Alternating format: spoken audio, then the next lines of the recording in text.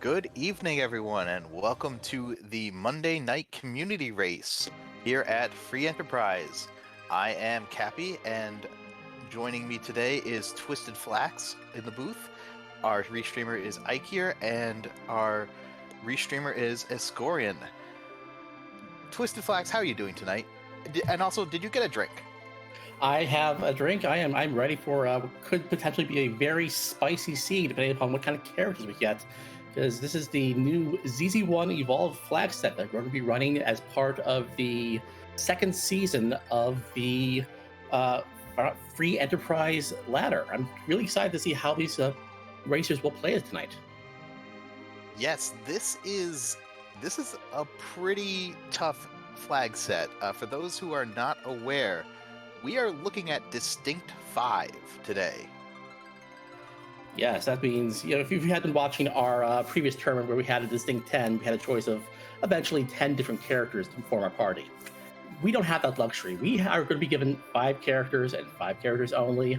That's our party, so hopefully we're going to find some good ones. And looking at the starting screen, we see we are starting with a Palom, so that's a good start. Yeah, and surely dupes are allowed since we only have 5 characters, right? Bad news for you there. No dupes. Oh, okay, so they get the 5 characters and only those 5. And if they happen to find a whole bunch of dupes early on, well, let's just say a hook route would not be the most fun thing to be doing. No, there could definitely be a situation where you're running down hook route with, let's say, a Rydia and an Edward, and I do not really want to be in your position. You have to do that. Thankfully, though, looks like we will be starting with a little extra firepower with that Palom, and we'll see who our second character is fairly shortly. We also have a set of 5 objectives, of which we'll need to complete 4, all of them being boss hunts tonight. Yep, a couple of these bosses, I mean, we got Water Hag, it's free, and then a whole bunch of ones that could be pretty tough given where they are. Yeah, so let's go to all sorts of different places, no doubt, to find these guys. So we'll have to see who our second character is, see if we're going to get a pretty strong one, because again, we're going to have to keep it, as well as see what our starting item is. Okay, well, we get a Dark Knight Cecil and a Party Rock. So, more characters, more checks, rather. That's right. One thing I do want to point out is that this flag set has the T standard flag on, so it's not a weighted treasure distribution. So you might be thinking, oh, hey, we get to go to the treasury immediately and get some great stuff there. The treasury in this flag set will still have good stuff, anything between tiers 1 and 5, but won't have that great tier 6 gear we might be used to seeing in other flag sets. But still, it's a lot of checks in a short period of time. I would expect our runners to probably take a look at that. Yes, and another thing to note is that this has the T-Junk flag on, so normally what happens is all those junk items are given away and converted to gold, so you just open up a chest of gold. Here you get to see them, which is nice for your inventory. Well, there's one of our bosses found on Edge Dave's screen. We've got Kainatsu hanging out at the end with Tella, so that's another character we found. I think we're forming a pretty decent party with those first 3 character checks. Yeah, that's a pretty decent start. Yes, meanwhile, everyone else is going ahead and checking out, seeing some not some terrible gear down here. There's a nice echo note. There's an alarm. A cursed ring, and I see a light sword, so that's going to be good for the Cecil once they convert him over to a paladin. Yes, I was just joking about finding some really good J items that normally aren't even found in treasure chests. That cursed ring, some really nice gear for when Cecil changes over to a paladin. I mean, definitely a nice find there.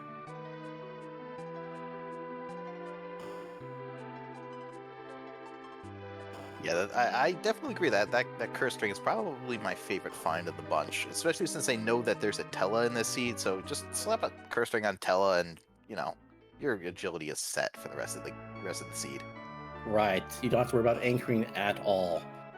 We are going to do some shop checks as well. We have the S standard flag on as well, so we're going to find some decent but not wonderful stuff on the overworld shops here. Yeah, for those of you who are familiar with the Lally Ho League, this is the exact same shop settings. So we won't find any of those great tier 5 items, any like hourglasses or sirens or anything until we hit the gated shops, either underground or on the moon. I found some star veils though, and you always want to stock up on these whenever you can.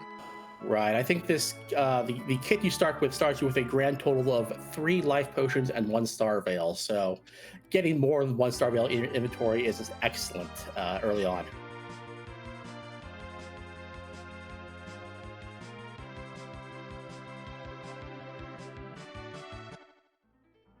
Looks like we're getting a little bit of versions now that everyone has raided the treasury. Morpheus is going over to Kaipo, checking the shops there. Solaris is going to do a check of the waterfall boss when we have 5 boss hunts in addition to the D-Mist. Checking these early boss spots is a great place to start, and finding the note rope there is another good thing to see because you won't have to deal with that. Yeah, it's always nice to just take that out of the boss pool early. Also note, we don't have C-Neki on, so everyone comes with the standard equipment that they normally would come with. And in this case, Cecil is coming with pretty much just useless stuff. Right, no chance of getting one of those nice black swords out the gate. You're going to be getting pretty much very little out of Cecil in the way of damage until he becomes a paladin, unless you do happen to find one of those nice swords. There's a Sid on Mount Hobbs here with Dr. Luge. So Sid, another good anchor character. High hit points, maybe falls off a little bit late game. Well, I mean, we've got a Cecil already, so I'm not terribly worried about our melee output for the rest of the game.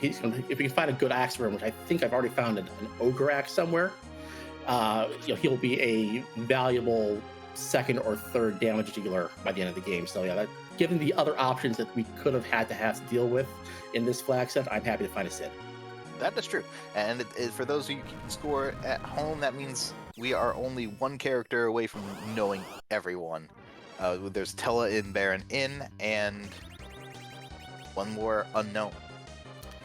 And there's another Cecil down here in Antline, as Solaris is showing us. The free boss, this is definitely not the place we want to see it, because it's a boss spot that a boss you'd rather want to see at a more difficult location. But hey, it's quick. We'll get to see what the item is here very shortly. Oh, and according to chat, we see a Yang in Kaipo bed. So there we go. That's our 5. We are missing a healer, and probably more importantly, a berserker. So that's like the biggest issue we're going to have going into here. We're going to have to hope to find a good source of Bacchus wines. Failing that, that might cause some issues later on down the line. And Solaris probably just breathed a deep sigh of relief there, because that is a magma key. We don't have to go through the hook route. We were getting pretty well settled for a hook route if we needed to, because all of our characters were above ground. They all had decent power. We probably didn't have much to worry about, but still, give me that magma key any day of the week just to get things going. Also opens up another free item check, which is always handy.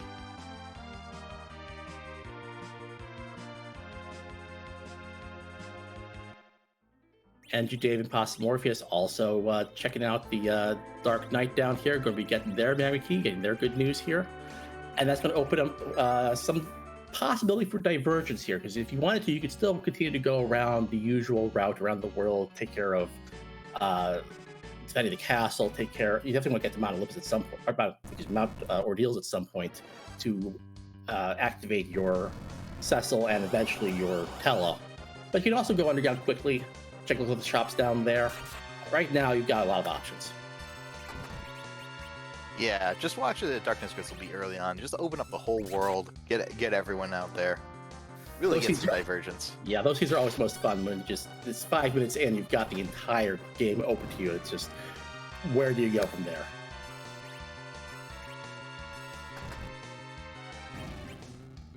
Speaking of where to go, Enja Dave is going to Fabul, going to check that out. Not a bad spot at all. It does open up the chance for Fuel 1 without too much fuss once they go underground.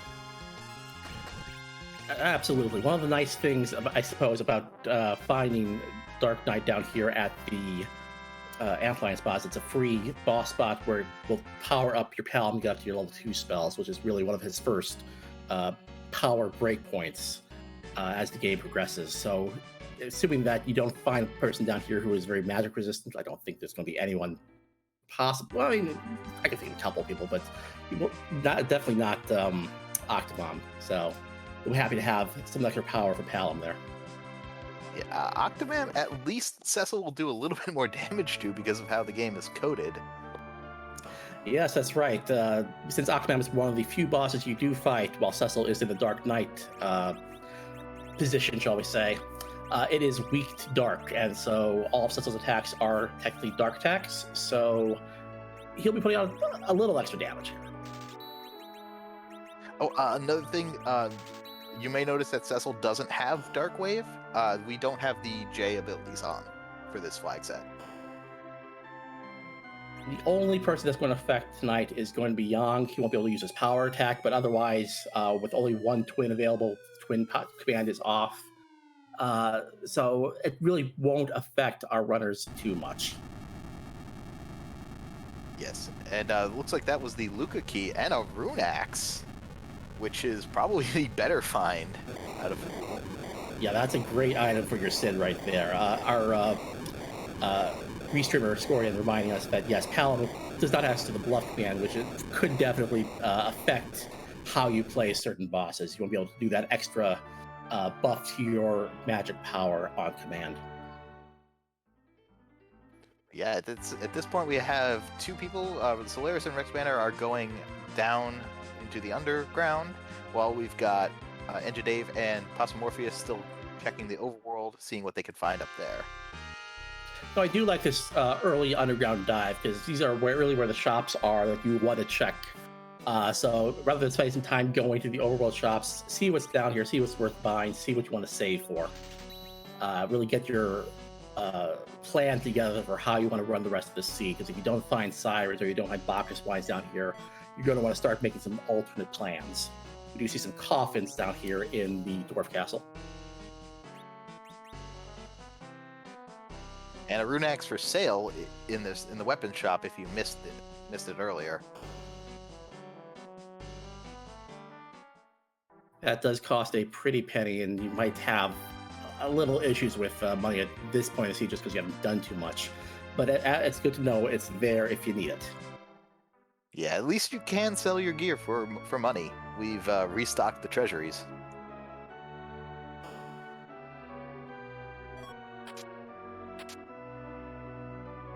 And it looks like it's going to be returned to an old fan here of for fans of Free Enterprise. We're going to get the job dwarf check, an aircraft body structure repairer. That was a very quick check. So they have airships and they have airplanes. Well, it makes sense. I don't know why you'd have one, not the other. We've got Dave is the first on ordeals once they get that Cecil online. I can't blame him. Yeah, it makes perfect sense to me. I mean, you've got, I don't know, I think he was the one who did check the Baron Inn and saw the tell there. So making this play, knowing that you have two characters whose power hinges upon completing this, makes all the sense in the world. Yeah, it looks like there's an Asura in the first spot, but yeah, there's two other bosses, so it could be one of the ones we want. This is where that rune axe is really going to come in handy, since Sora is a mage, of course.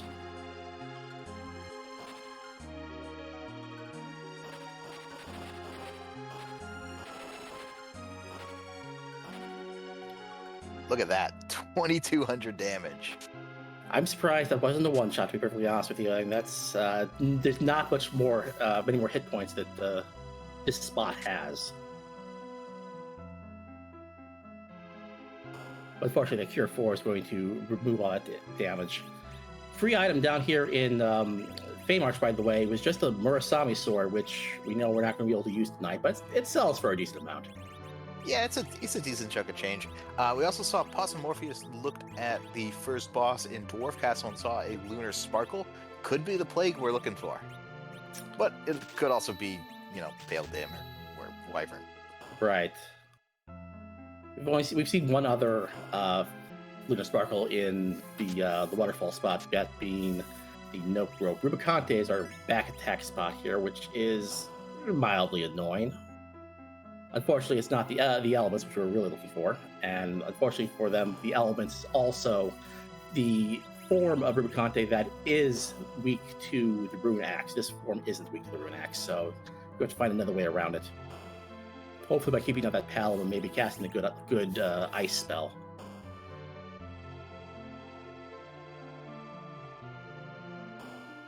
Yeah, unfortunately, Paddle took that glare to the face, which is not a good way to, stay breathing. It's that classic board AI. It'll always glare the one you want to keep up. Blue robe down here. Let's see what it is. 50-50 shot here. There you go. That's exactly what we want to see. That is a free water hag. Of course, when we're talking about the Feymarsh spots, that free is in very big quotation marks. She's also survived some pretty decent swings while you're getting your own 3 hits in. Yeah, but it's always good. We only have to complete 4 of the 5 objectives here, so we already know where one of our objectives is in Baron Inn, the other one is here in Feymarch, and comes with a nice item too.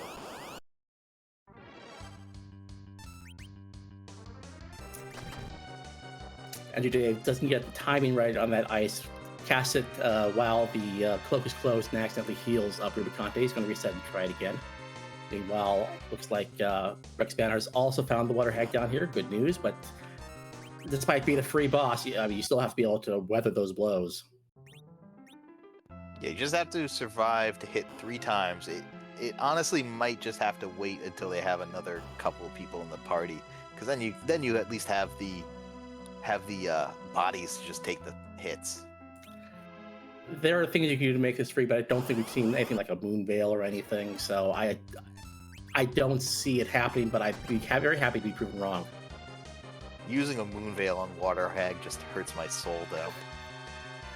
But when it's 1/4 of your required objectives, I think I would be okay with that.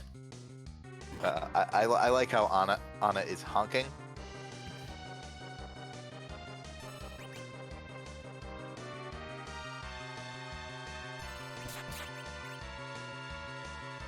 Well, you got honk on one side and possible, so you got quack on the other side. So it's a very waterfowl themed naming convention. And it looks like Enjadave made it past that leg. Oof, and Solaire's so close, but just a little off. I wonder if you could do some sort of magic with the cursed ring and try to manipulate this thing around. I do like possible just I think he went down to battle speed 6 to try to get one more attack in. Looks like he did, and he is through. Well done. And he's rewarded with virus at the very least.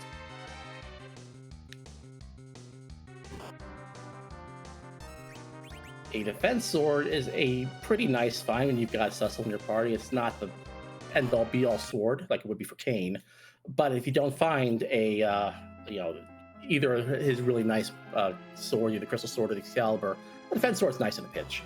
Yeah, and Enjadave found another objective in Plague.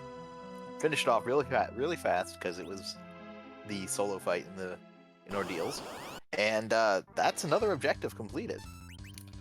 Well, this is shaping up to be a pretty nice seed so far in terms of finding the your required bosses.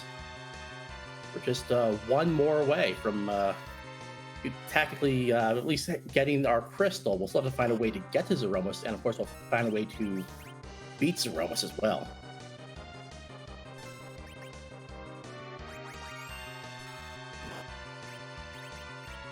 I don't know, did Possum Morpheus remember to switch back to Battle Speed 1? I'm sure we'll find out if he resets after his next fight.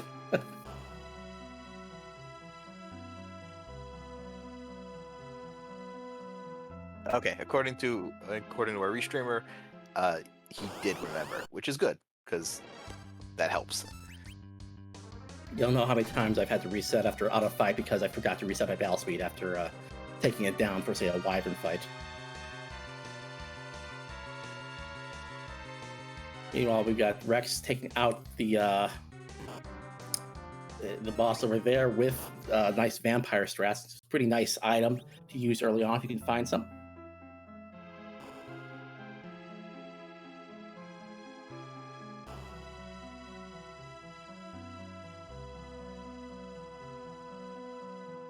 So, looks like Rex Banner just finished for Boole, so he is going to check Sheila 1. That's right. That's nice thing about finding that early magma key is you can do both those checks at once, right? Reduce the number of times you have to come back here to Fabul. So we'll see a new key item check very shortly. Does she have the goods? Maybe. Baron Key is not bad. That's potentially the goods. Speaking of Baron, now that Andrew Dave has gotten Paladin Cecil locked and loaded, we can go ahead and get this Kainatsu out of the way and also get Artella.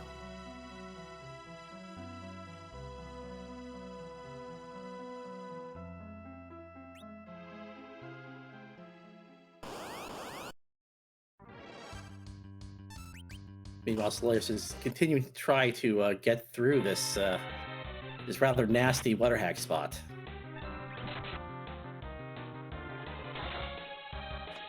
Speaking of rather nasty, there's an evil wall as the hidden boss in the Baron Inn. That's not ideal, but good news is that it's pretty slow here. And you've got a lot of power between the Cid who's wielding the Rune Axe and the Cecil's got the lightsaber and Palom with the level 2 spells there. Or the virus actually is what he's casting right now. Shouldn't be too much of an issue, especially with Cid's large HP pool. He can take a couple hits.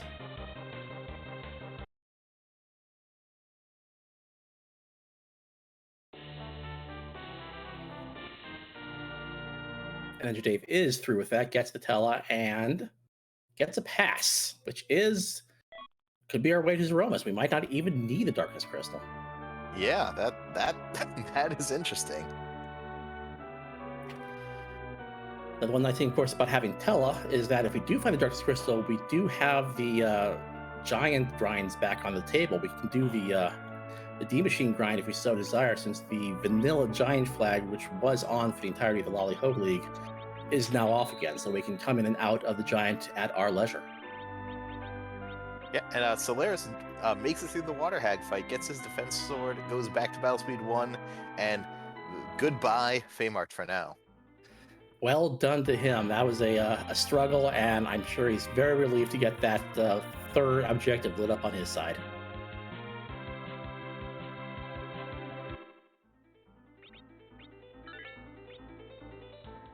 We're getting our first D-Mist cave check, at least as far as I can remember. Yeah, I don't believe anyone has checked that yet. We'll see if this could potentially be hiding either Elements or Calbrena, the last two bosses that are still on our list. Just a Golbez, which, you know, if you gotta find some other boss there, I'm surely happy to see that one there. Yeah, Ogopogo in the waterfall and Golbez in D-Mist cave. That's nice. Yeah, it's two potential big headaches off your list. Meanwhile, Rex and Possumorpheus are both climbing ordeals. They're both going after the Asura. Rex just got through it. Possum is almost through it on his side, and we're going to get to the Rubicante fight very soon. They'll both be happy to get their Cecils ready to roll. Looks like Andrew Dave is going back to Troya. Are they going up the Tower of Zon?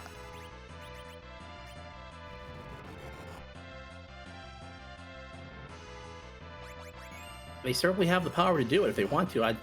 It's a little bit long, but it's 2 boss checks, it's 2 character checks, so piano check. I don't hate it. Yeah, it's true. If one of them is the Yang, then you don't have to worry about getting that Sand Ruby.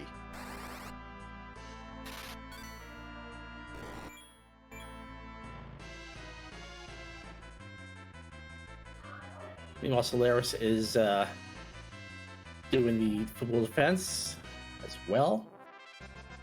And Rex is through the second fight here on ordeals as well. Very well done on his side, since he hasn't gotten any of the other characters. He's still doing it with just the Dark Knight Cecil and the Palom.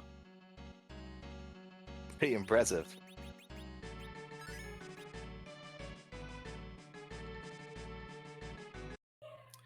Meanwhile, we see that since Possum Morpheus has got the virus spell, he doesn't have to worry about timing the ice cast anymore. He just casts virus. There's not much else that Ruby can do. Yeah, Ruby goes down pretty quickly in that spot.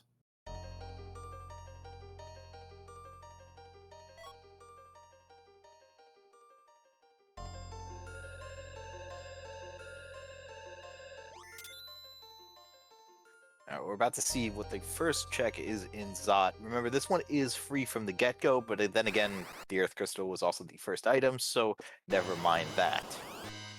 Yes, there's no cheeky D-mist hiding here. I mean, it could still be hiding there. Right, but it wouldn't be called cheeky, I don't think. How about just a free guard fight? I'll take it. Enjadave hasn't been underground, so he won't have the coffins, unfortunately, but he does have a Tella. He can probably do something with that. Yeah, you have access to stone if you want to do that. Probably mute them as well.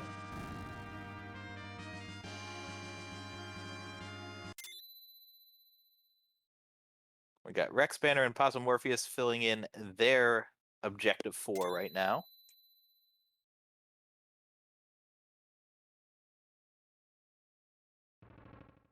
Very nice to see. They'll both be happy to get their light swords up and running on those Paladin Cecils.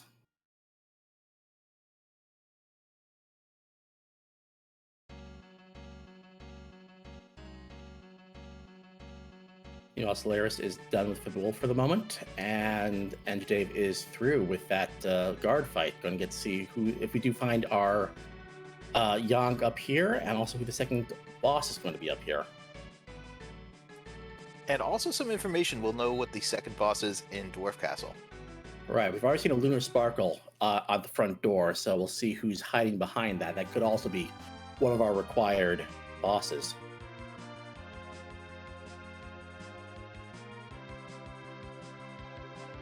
It's just some flavor of Mylon. That's not what we're looking for, and the Tella beside him is also not what we're looking for, since we've already got one of those. No dupes is on, so that Tella is just going to be go away.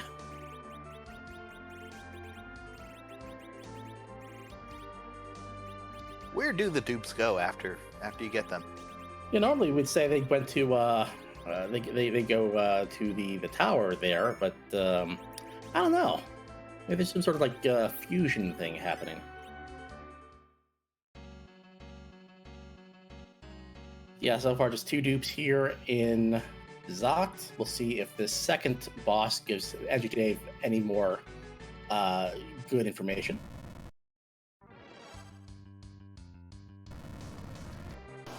D-Lunars. Okay, so that means that the spark in Dwarf Castle is either Pale Dim or Wyvern.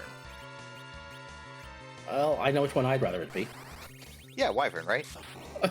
Well, am I playing or am I watching? Since I'm watching, it's probably going to be Wyvern.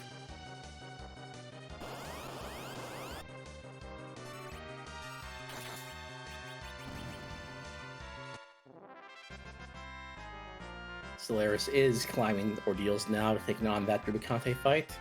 Rex Banner is cleaning up a little bit, going back to Hobbs now that he's got levels for power and picking up that Sid. Get the third character in his party.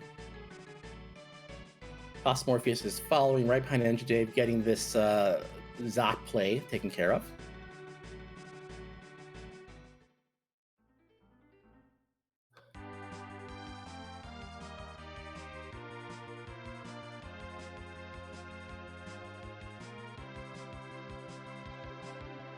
Ooh, we got breathed on a little bit over there in Enjadave's stream, but Cecil is still up.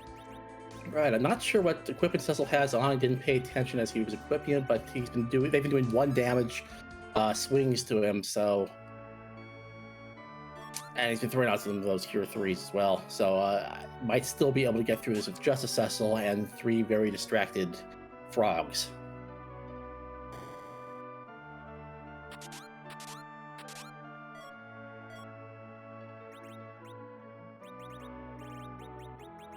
Meanwhile, Rex is checking back here at Barren Inns. He's the good news of both a new character and a required boss.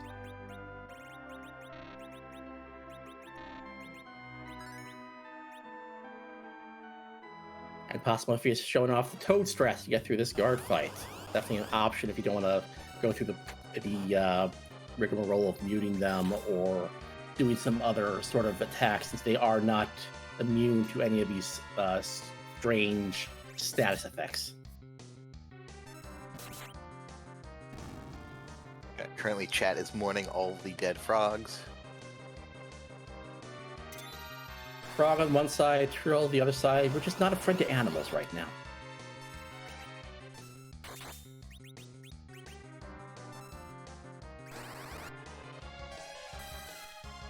And now we get to see what our item is for climbing Zot.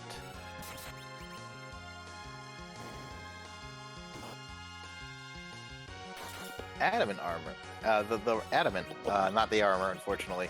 Oh, another thing to note is that Kogel will forge a FF4 advance item, not the Excalibur. So it could be something really good.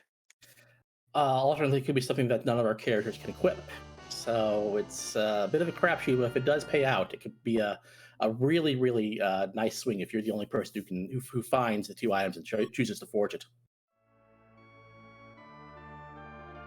Yeah, in this seat, I bet they would just want the Excal.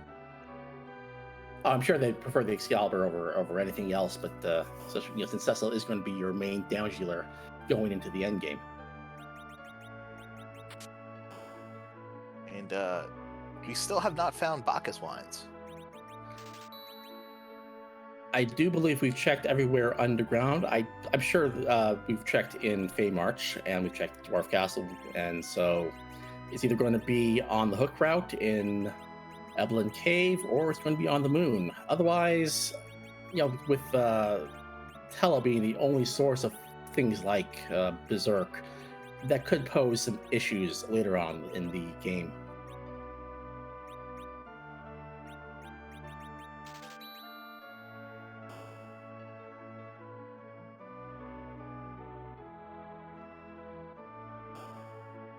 Morpheus has hit that second fight in the tower, given D-litters. And it does look like I thought Rex was going to be going through the Baron Castle sequence as he was here and doing a little shopping first. I think he still has to do the inn, so I wonder if he'll do the inn first. No, he's done the inn. I'm sorry. He's going to be doing. Oh, he's running flying away, so it's not doing either. Yeah, Possum Morpheus has Quake, so their fight might be a little bit faster than Engidave's. But Enjidave is down in the Feymarch, so he'll be seeing his objective very soon, and he's got almost the full party to deal with it. Right, I have to imagine that Enjidave's fight with the Wire Hag, regardless of what strategy he chooses to do, will go smoother than most of these other racers who went down there a lot earlier and had to do a little creative manipulation to get through the fight.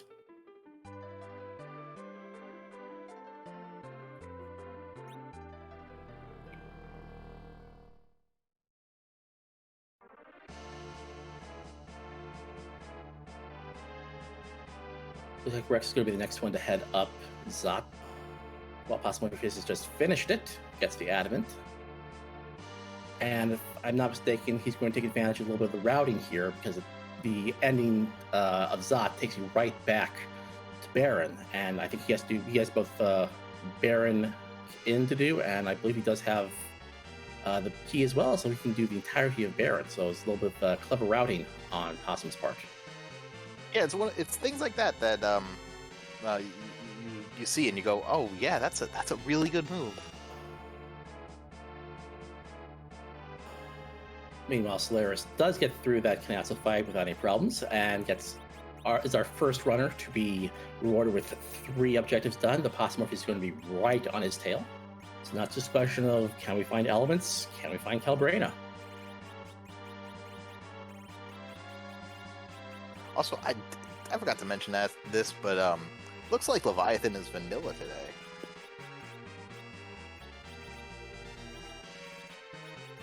That's interesting. It's certainly not something that we want to do. It's not something we have to do at this point, but who knows? It might block access to the Darkness Crystal, for example, and our remaining 2 bosses could be up there. So I don't imagine it's going to be attacked by any of our racers until they absolutely have to, but keep it in mind.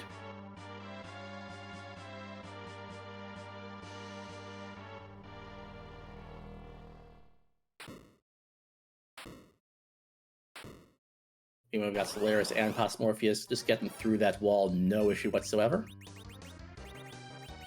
Both are going to get their pass.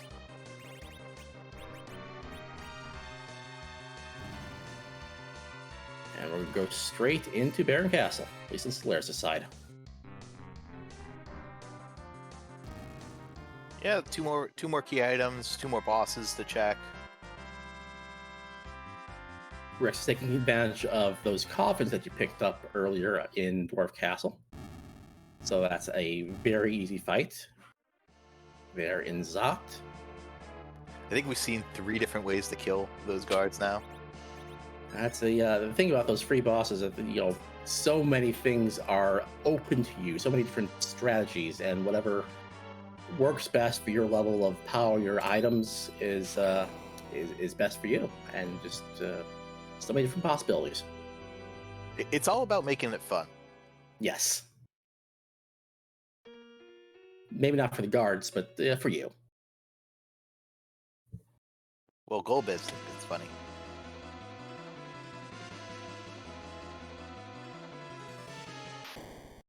Claris has made it to the first boss here in Baron Castle. It's the Dark Elf, and with a light sword wielding Cecil, this is going to be no problem.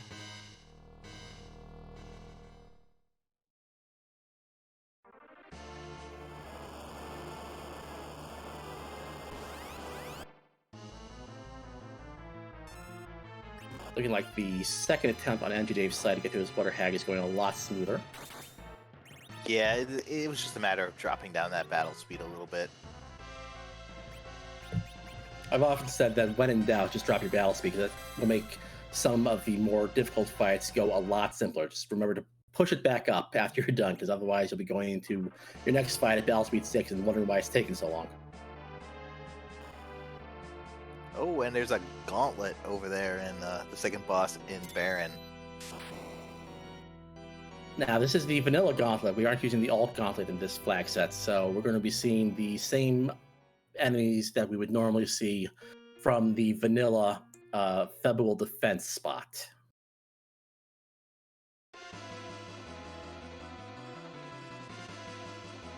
Yeah, so this shouldn't be super challenging, but at the same time, it will take a little bit of time. Yeah, it's definitely more of a question of how fast can you do it as opposed to can I do it. So we'll have to see what kind of tactics you take in order to get this done as fast as possible.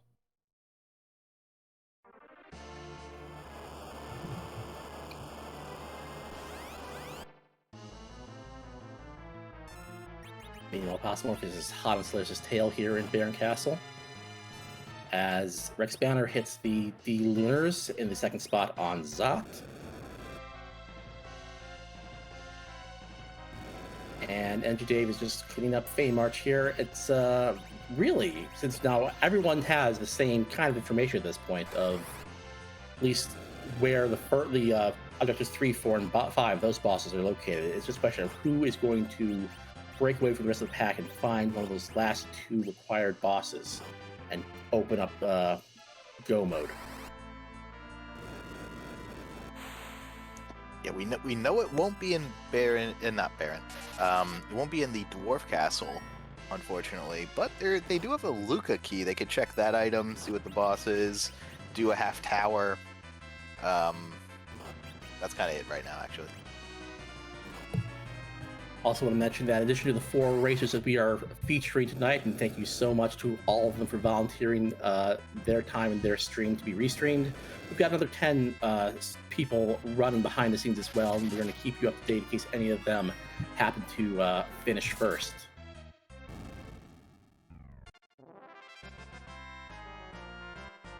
Yeah, and while we're just kind of following up and everyone's catching up to the same level, I do want to mention, follow our racers here. They are here. They are doing their best, and this is not an easy flag set by any means. So seriously, give them all a follow, and thank them for running, as well as follow our tracker Ike here and our restreamer Escorian, and Twisted Flax. Give him a follow too for joining me here on comms. And don't forget Cappy as well. He's a great partner in the comms.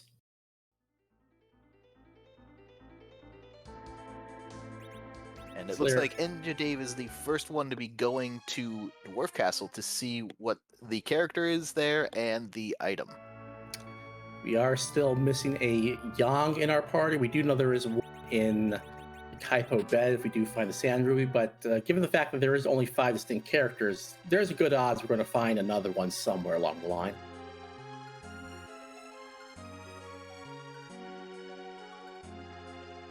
Meanwhile, Solaris does get through the vanilla gauntlet and takes the long walk down. I'm going to see what item is in the trash can here.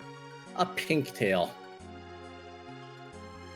And it also looks like Yang was in Baron Castle, so there's Solaris has the first full party on the restream. So, if this is your final party, Cappy, how are you feeling about your chances here? I don't feel too bad. The only thing I'm missing really is a white mage. Like if that Sid or that Yang was replaced by even a Porum, I'd be happy. But I get some Bacchus wines, do some damage. I mean, hit points are not going to be a problem really. So I feel okay. Right, it's just a matter of if we can get a place where we can buy some Cure 3s and really some Bacchus wines. That's really the one that I'm worried about. We don't even have, say, an edge that we can use to steal some Bacchus wines. So if they're not for sale, I'd be sweating a little. Yeah, so Solaris did find Cure 3s. I know that I saw Enjide throwing Cure 3s too, so they are out there somewhere. And we do find the Karate Man down here throne, and since we do have that Cecil in Paladin form, this is a 100% free fight. Yeah, Solaris just throwing Blink onto Cecil, and there's an ouch.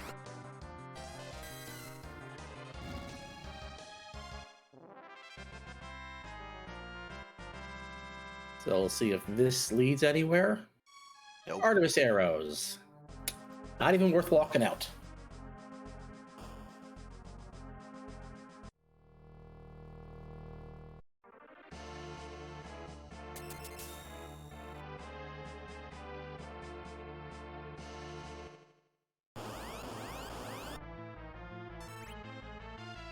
Meanwhile, Energy Dave finds another Cecil down here as the character in the Dwarf Castle and finds its Mylon Z as our flavor of Mylon in the second spot.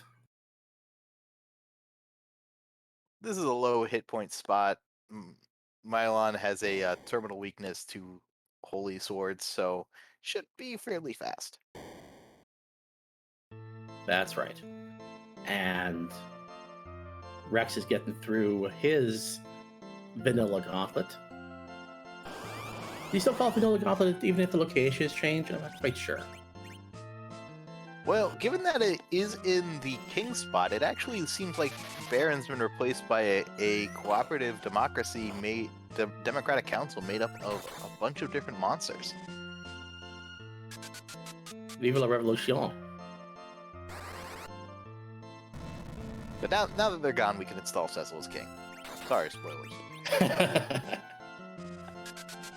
Possible is also doing the check down here in the Odin spot, finding the good news of a absolutely free fight here.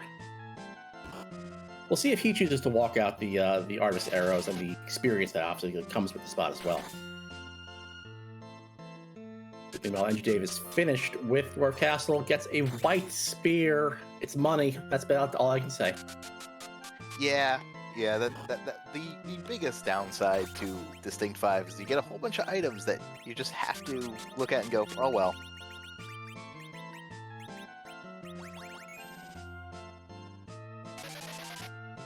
Don't even have an edge to dart with, so yeah, it's just money. So it's just a matter of studying, and maybe you can find something nice somewhere else.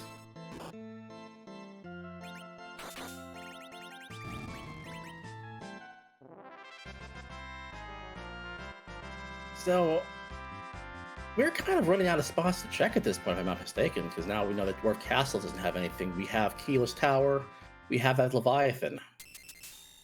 And we have Luca Cave too. Ah, yes, we were given the Luca key. So we also have that spot, which when we have the Cursed Ring, I'm not terribly worried about. Would like a couple extra levels before really hitting there, just to be on the safe side.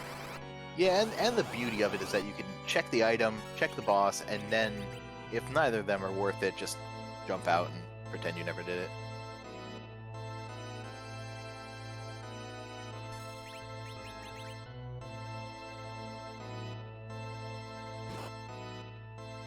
Looks like, however, that NG Dave is going to go ahead and climb up the tower, at least is saving up the side of it.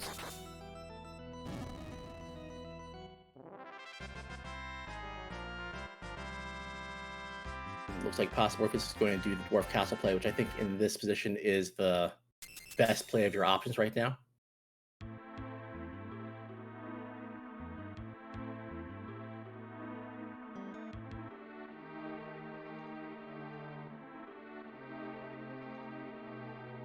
This is interesting. NG Dave is taking an alert fight here. Yeah, I'm not quite sure why. My guess is that trying to get some decent items here, since these are trap chests, they can have some good stuff. If you were looking for, a really strong holy sword, for example, or some decent pieces of armor, this is a fairly easy, straightforward fight to take in order to try to get some good stuff. So we'll see if it pays off.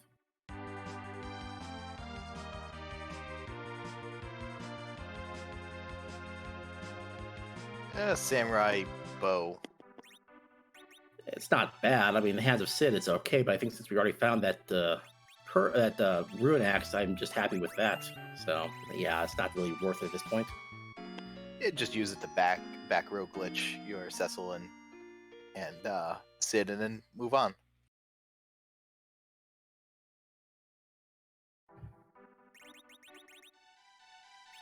It looks like that won't deter NG Dave. Looks like he's going to be going through here and looting out the tower. There are 3 more trap chests to find here, so odds are you will find a decent item if you keep trying. Yeah, and Solaris is checking the sealed cave now, so it is quite a while to get down there, but the advantage is that you might not have to fight anything. That's true. As I alluded to before, this is... Oh, it looks like we're actually going to be doing some door grinding, maybe? Yeah, that does look like it. Looks like they turned on the encounter. Yeah, take down the speed to 3. I mean, this is a very heads-up play, I'd say, because these guys certainly have their ways of being beaten pretty quickly. Just throw up a wall if you have the timing correct. They do give you a lot of experience, because they will just reflect their disrupt spells and destroy themselves. And if you're looking for a way to get some early experience like this, if you don't have access to sirens, so there you go. Yeah, and I know that door grinding is a huge favorite of quite a few people in the Restream team.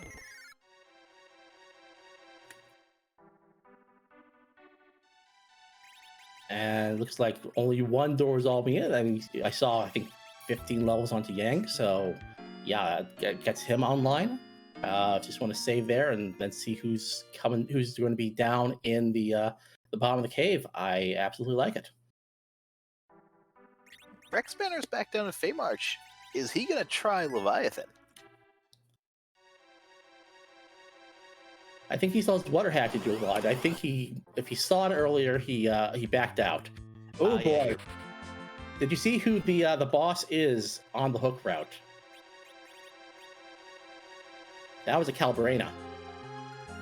Oh boy! That is interesting. Now we don't have the hook yet, so we can't go down there. But if you want to go down there, you've got to fight the first spot, and then you got to fight Calbrena. At these levels, by the time you're going to get a hook, it's probably not going to be that big a deal. So I think as soon as we find the hook, we go down there, we do it. Yeah. So we are in go mode once we get a hook. But if the hook is somewhere in the moon, it might take a while to get there. Could also have the dream situation where both Elements and Calbrain are on the hook route, so the hook would be absolutely required. Since for this flag set, all you need to do is get 4 out of the 5 objectives. If we never find Elements, if we find the hook early, that would be go mode. Yeah, and chat, we're getting asked how many objectives are done. We've got 3 of them done by pretty much everyone in the, that's being restreamed right now. Rexpander just finishing off Water Hag now, and we just found out that Calbraina is on the hook route. Meanwhile, Solaris is down at the bottom, just finds a ribbon in the Luca Cave, so 0 for 1. We'll see if the boss gives him any more joy.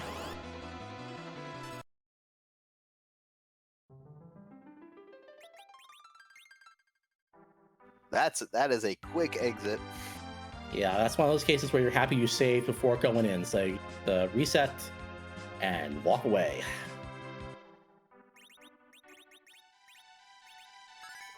Looks like Solaris is going up to the top right now, and Engine Dave is working over Baigan right now. Hopefully we will see what the item is real shortly. Well, since we know that Luca Cave is not the answer, we know that progression of some sort has to be held either here or back down Leviathan in the Fey March.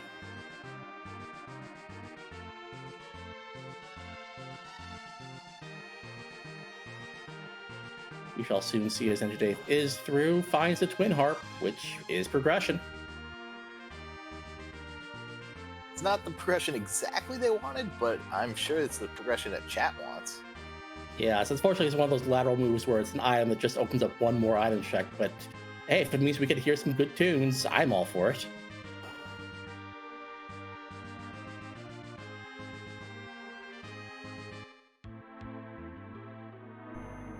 And it is significantly easier than Leviathan. Yeah, absolutely. Sometimes you'll have a very mage-heavy part. A little worried since that spot has epic levels of magic defense, but when you've got the kind of melee attacks that we're rocking right now, we're going to cut through that spot, no question. Plaza Morpheus trying to set the world record speed, record for resetting out of Sealed Cave. And he's right on Engine Dave and Solaris's backs here. Solaris has climbed up Keyless Tower, sees the Baigan, going to get the good news of the Calbraina. Potentially good news, I should say, since we don't have the hook.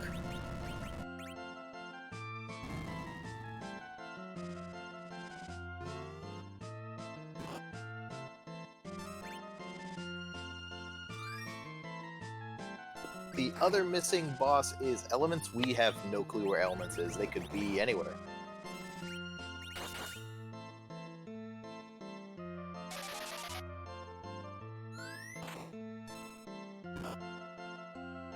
Before doing the Twin Harp, Engine Dave is going to look at this Luca key item and boss spot. And, unfortunately, as we've seen on other streams, nothing's here. Yeah, but still a very respectable check. It's not too out of the way, and if it was an objective, well, you don't have to worry about music because you have to pass. You can go fight Z. Yeah, absolutely. Especially since you're already down in the underground, having just done Keyless Tower. It makes perfect sense from a routing perspective.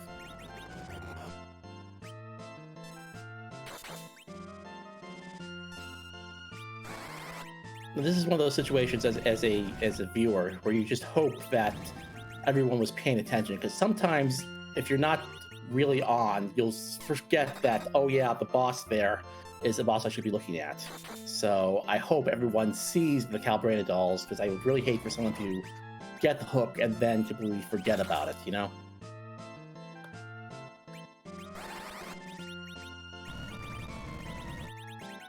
I'm not saying that from experience. Nobody has ever made that mistake before.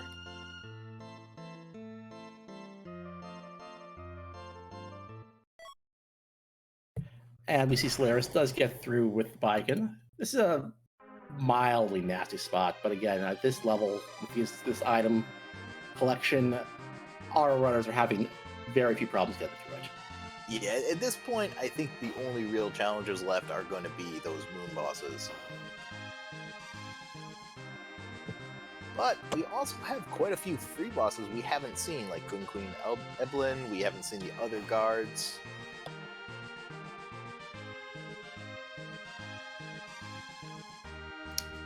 Looks like Andrew Dave is choosing to take on the Mega Sisters here. Might either really want that ribbon, or maybe just want the experience. It's a pretty decent spot for experience here.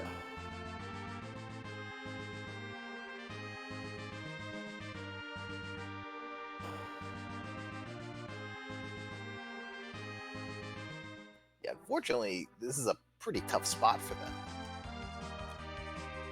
Yes, it's the vanilla wall spot, and the magic power here is pretty intense.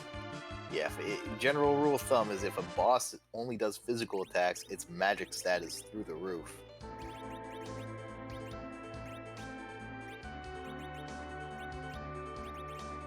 As Cecil casually gets hit for 1600 damage. Yeah, that's a pretty spicy amount of damage to spell there. Meanwhile, Pos Morpheus is through. Solaris is going to be the first one on stream to be going and cashing that Twin Harp. Meanwhile, Rex does get through with the the Dwarf Castle checks. Unfortunately, not much there.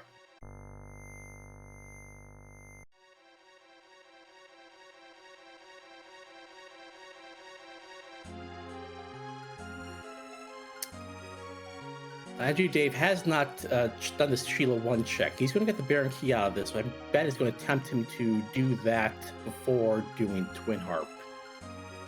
We shall see, though.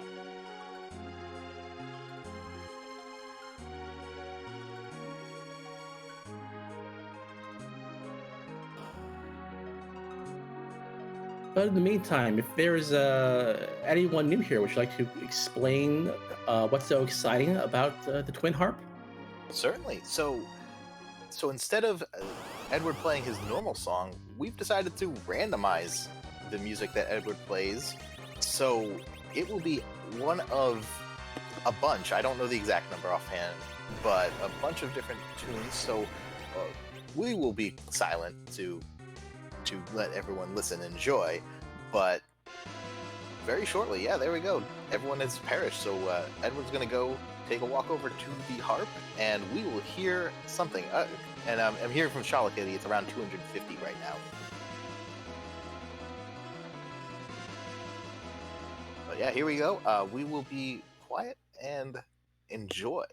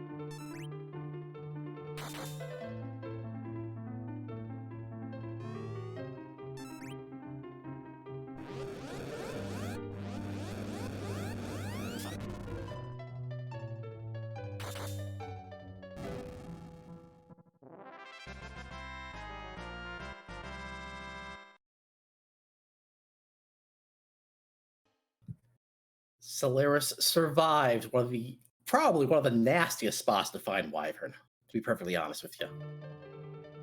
Yeah, we get an encore right away with End of Darkness Crystal. I'll be quiet.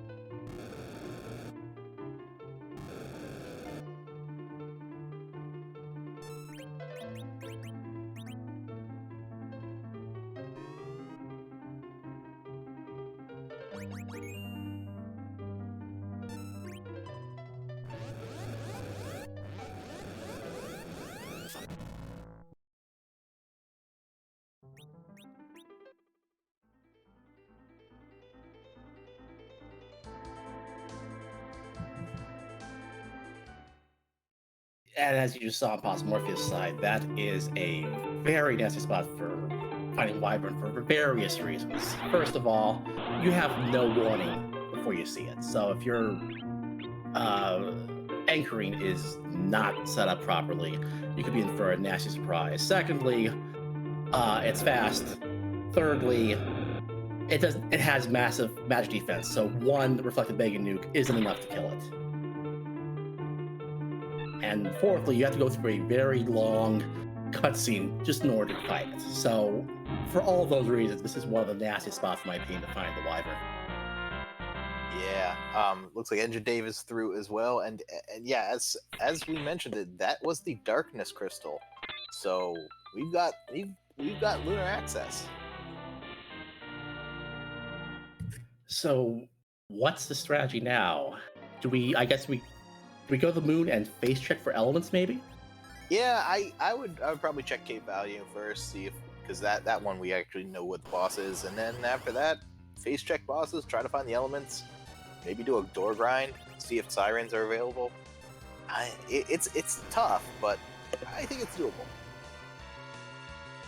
No, I do agree. I definitely think it's doable at this point. I'm really interested to see what's for sale on the moon, because we're still looking for those bucket spines. And if we find any free bosses, like you mentioned earlier, there are a good number of free bosses still out there to find.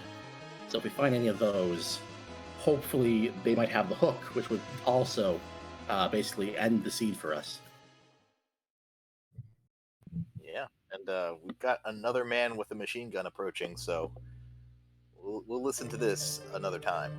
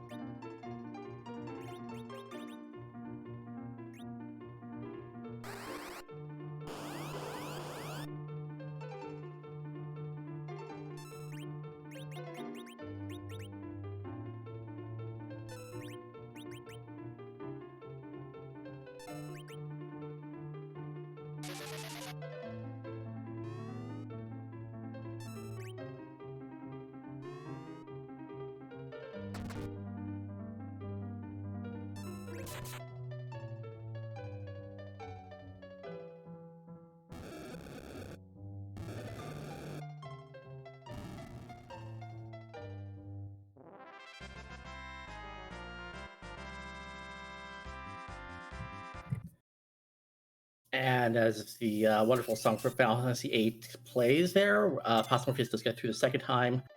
Yeah, if you know what's coming, it's not a bad fight. If you can prepare for the Wyvern, you know it's coming. You can manipulate it. You're fine. It's just that it just hits you right out of the blue. As Morpheus showed, if you aren't set up for it correctly, you're gonna have a bad time.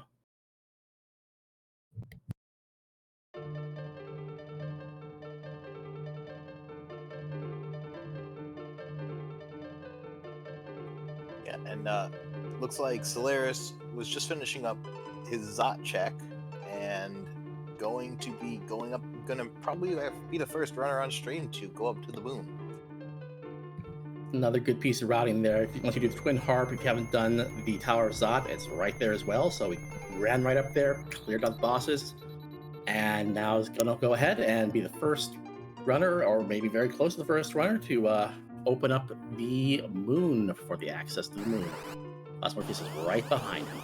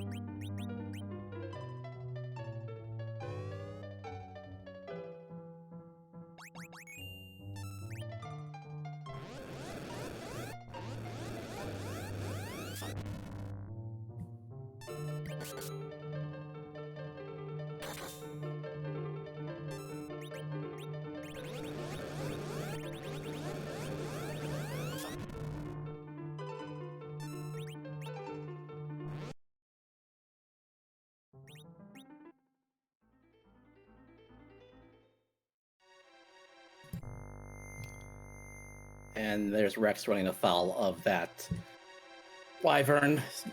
Thankfully saved outside, so it's a little less low hike than what Posmorphus had to go through. There is a safe spot right outside of the room there before you face the boss in the cave here. And I've sort of taken to saving there if the wyvern is still out. I haven't seen it yet, so you really don't have to do this walk again. I don't know if that's pays off a lot of the time. It doesn't, because you don't normally see the wyvern here, but the times when it does, you feel a lot better.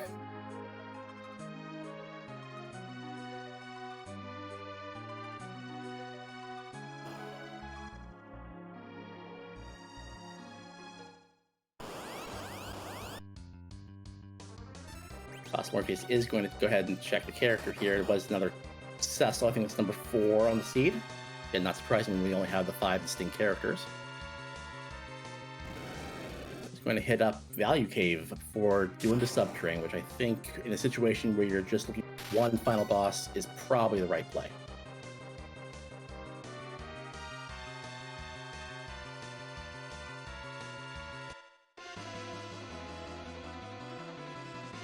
Like Solaris is going to be doing the exact same thing, walking down here and seeing if Cave Bahamut is where we're going to find the elements.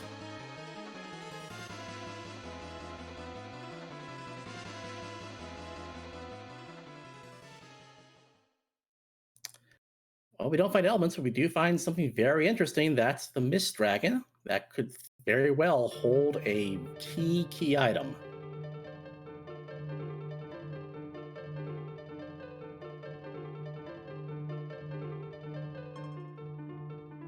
Doesn't look like Solaris is going to want to fight that, however. We'll see if Possum wants to do it instead. The resets out as well.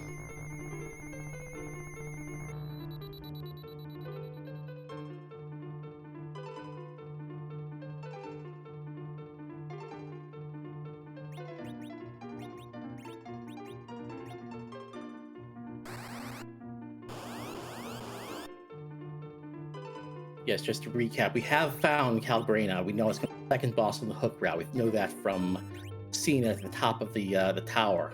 But we don't have a hook, so we can't access that fight. So it's a matter of either finding the hook or finding elements right now.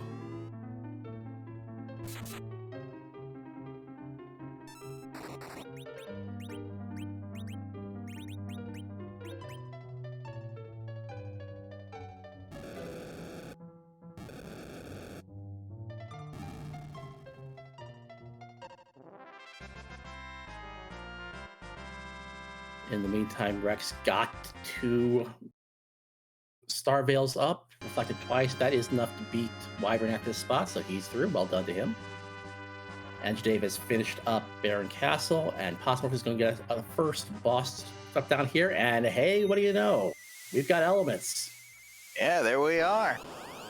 Solaris is going to get the good news as well. This is going to be a reward for people who attack the subterranean top down. If you go bottom up instead, you might be taking a few extra fights in the seed, so it's going to be a little awkward.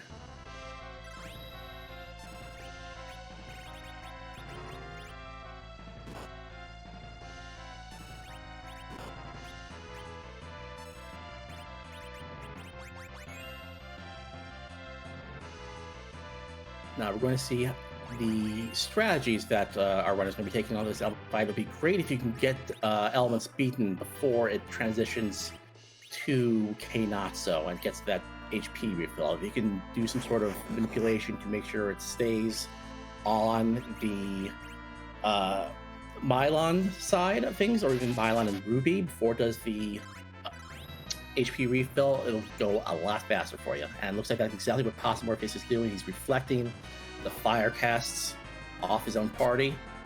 He's only going to transition if he takes direct damage. So this is going to make sure he's going to stay as the Mylon form for the rest of the fight. Yeah, it's a pretty heads-up play, because if you reflect spells, it doesn't trigger any battle scripts. So, um, so you'll get to skip the second half of the fight.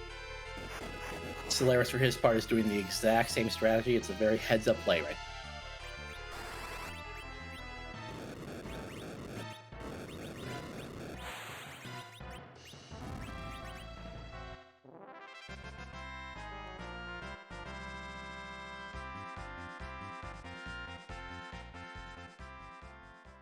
Looks like Morpheus got the transition at least to the Ruby. It doesn't do the HP refill, but it does cast some really nasty spells, as you're telling.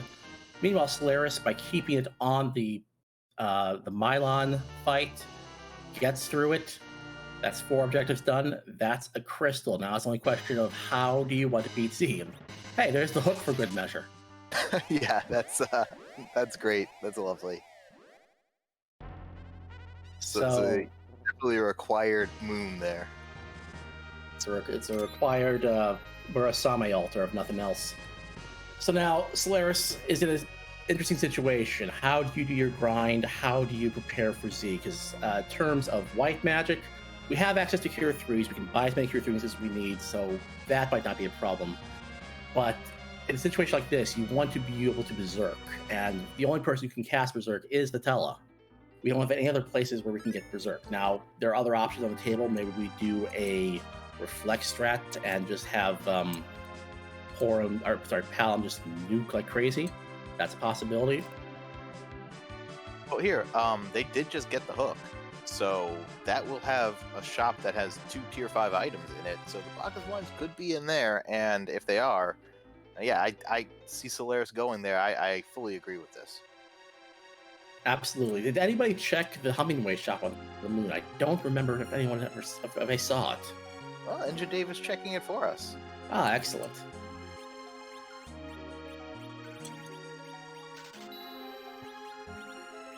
We'll see on Solaris' side. Okay, we got Bacchus Wines and Sirens. That is the money shop.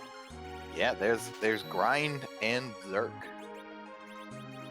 We weren't too worried about the grind. If absolutely necessary, a D Machine grind with this party is not an issue. You've got the Tella online.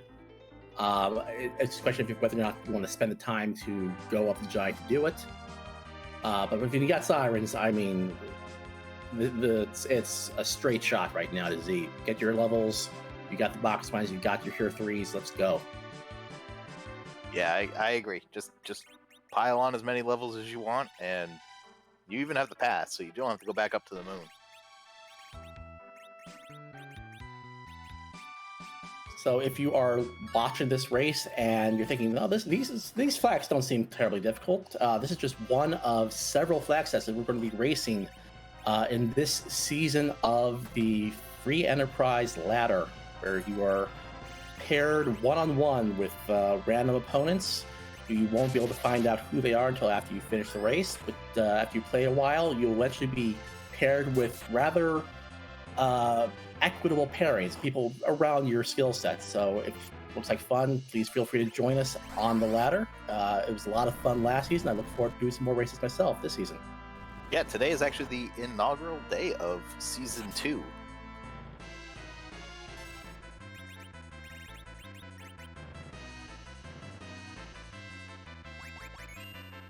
And Dave is going to go ahead and do this demist. I do not blame him. I mean, you've got another key item check alongside whatever you're going to find here. So if you can get through it, and you should probably be able to get through it, although you are a little underpowered in the situation. Might take a little time, but you can get through it the way that the demist fight goes. Morpheus is through the final form of elements, and hopefully be getting through it a little better than the previous time. I think this looks well in hand. Jay Brunter in chat is mentioning that there is in fact a supermarket sweep sign up starting in 15 minutes if you are interested in the ladder and you like shopping. Remember, there are only about 7 shopping months till Christmas.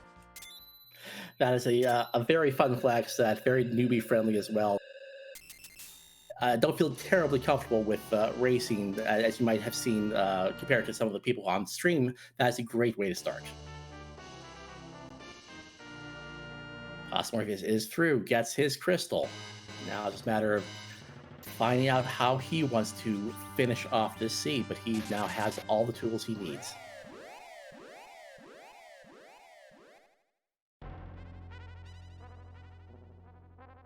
Rex is also hitting the lunar subterranean. We'll see. Hopefully, he'll choose top down as well.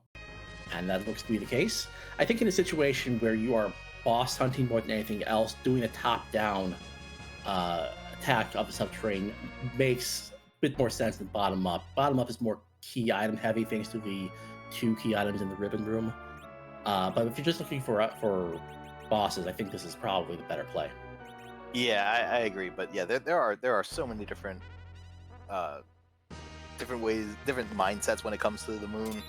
So pretty much anyone could do anything. You get the rare, I just go for the crystal altar and then leave.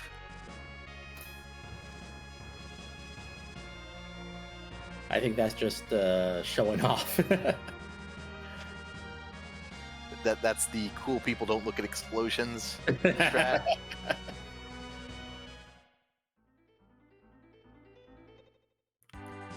One very nice thing about the way this shook out, at least with Solaris, that getting the hook and then following it up with getting the crystal, that was exactly 10 key items. So he's getting double experience off of these eggs.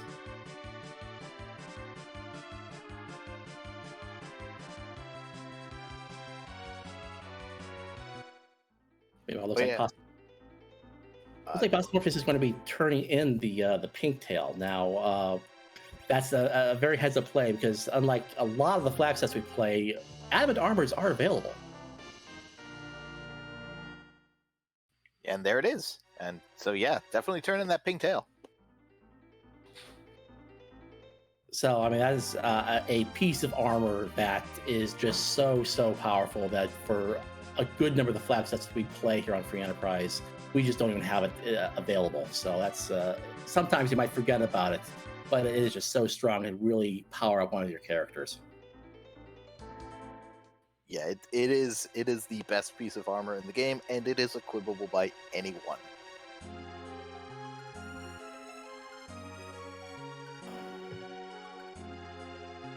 It looks like he's also going to be checking the shops down here, and I'm be very happy to see what's for sale.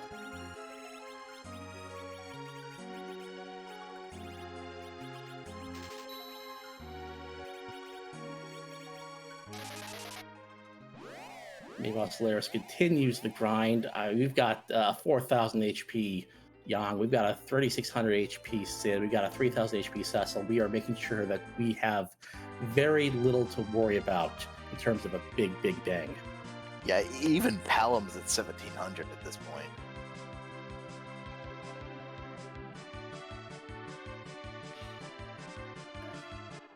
Morpheus has loaded up his inventory with goods, and yeah, he's coming down here and be cracking a few eggs of his own. Rex is getting through the elements fight, doing a very good job of it there, and is going to be obviously is already very happy because he knows he's in go mode now.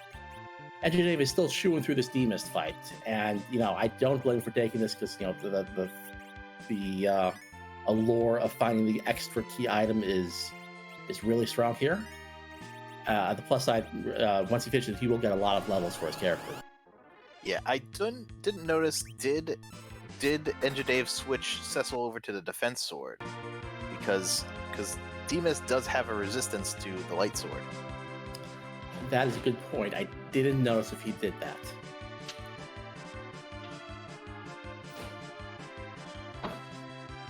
Meanwhile, Solaris seems to be done with the grind, and is also going to remember to grab that adamant armor. It's going to make things a lot easier against Z, I can tell you that much. Rex is through with the fight against the element. That's 4 down for him. That is a crystal and his hook.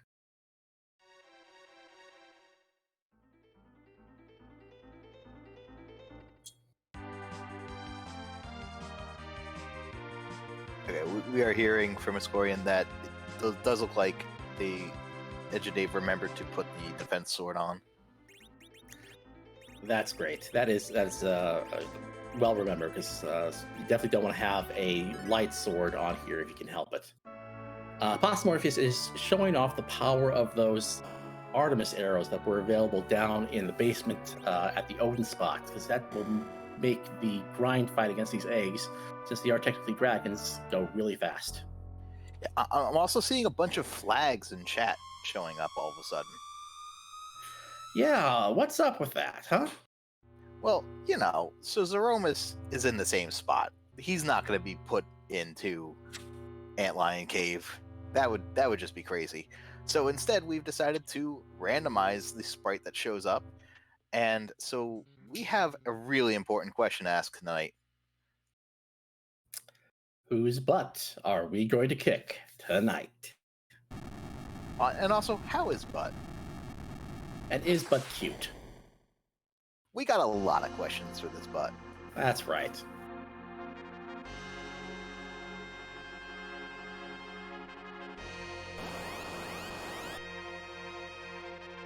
Solaris is all leveled up. He's got a really nice party, considering the kind of random 5-7 that you might find from this flag. So I'm sure he's very happy with this party situation, and we're going to see very soon. Looks like Rex is following right behind. The identity of tonight's butt.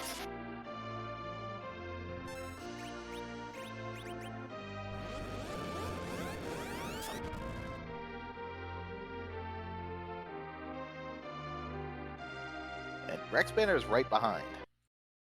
He's got 50 crosses. I think he's going to be going for a 1400 HP strat here. It's going to be very interesting. Of course, it's going to be a little slow, but very impressive to pull it off. Okay, so yeah, there go my eyes. So it's not Z, but it's sort of a, what's the opposite of a Z? An A, maybe? Yeah, it's A today.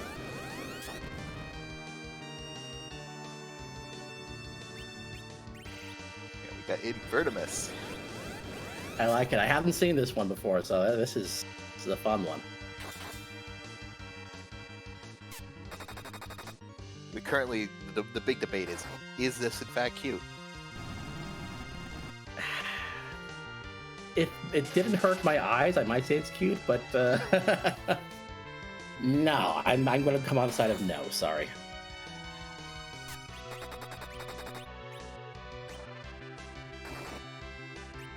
Yeah, we've got some strats going on. We got some berserks going on. And Solaris is well on his way. I do really like Rex Banner having the gumption to go out here and do reflect strats. Definitely, it's one of those abilities that you want to have as a runner to come out to a Z fight underpowered and know that you can take it out based off of essentially just reflecting Zeromus's own nukes at him. Yeah, and if done right, it is actually a little bit faster because, again, those reflects don't trigger the HP refill that Zeromus has, so you can get through with a little bit less damage on him. And the time you save by not grinding could definitely be the important deciding factor in a race like this. Yeah, and Engine Dave finishes off that D-Mist and gets the Legend Sword, so they get to do a forge if they want to. That's really interesting. It's probably definitely worth your while to go down there and see what that item is and see if there's anything worthwhile in the shop as well. And of course, you also do have that extra key item that you're going to grab from Rydia's mother in Mist.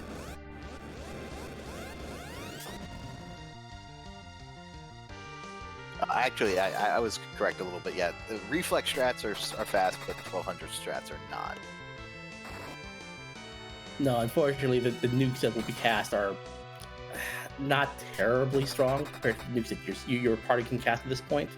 But but that being said, if you don't have the wherewithal or the items or the ability to grind out a high powered party, this is definitely a good strat to have in your locker.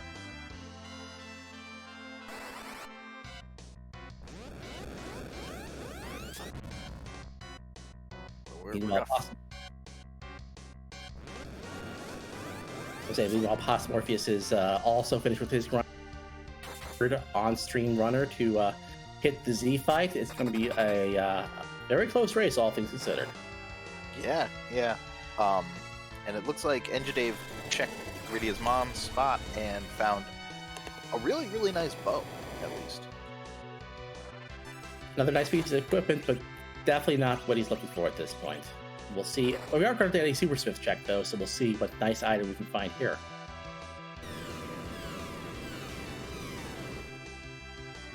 And we're at rocks on Solaris's screen, so we are almost to the end here. A very nice, well-controlled fight on Solaris's side. Without a white mage, it could be a little difficult, but it looks like we're going to be getting a shake and a crack and a boom and a GG for Solaris. That is officially first place in tonight's race. A official time of 1 hour, 23 minutes, 56 seconds.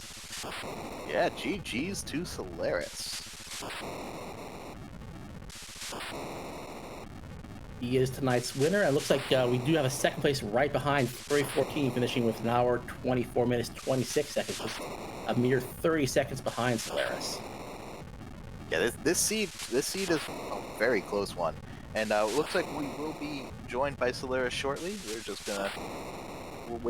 gotta wait for him to join. In the meantime, we do have 2 of our runners fighting Zerlins right now.